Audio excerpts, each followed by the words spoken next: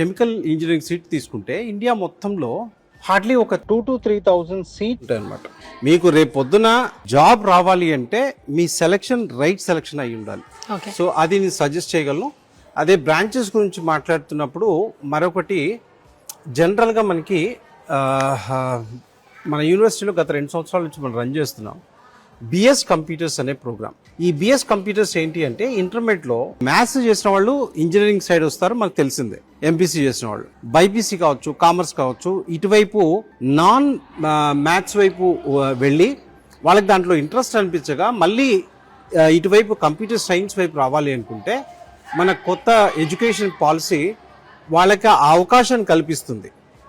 ఈ అవకాశం ఏంటి అంటే ఇది 4 years కోర్స్ అనమాట. BS computers in artificial intelligence, machine learning, artificial intelligence, data science. So దీంట్లోకి వచ్చే అవకాశం ఉంటుందన్నమాట.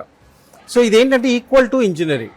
సో ఎవరైతే పిల్లలు మేము మ్యాథ్స్ ఇంటర్మీడియట్లో చదవలేదు బట్ సాఫ్ట్వేర్ ఇంజనీర్ అవ్వాలి, రైట్, నాకు అటువైపు ఇంట్రెస్ట్ ఉంది అనుకుంటే ఈ న్యూ ఎడ్యుకేషన్ పాలసీ వాళ్ళకి అవకాశం కల్పిస్తుంది.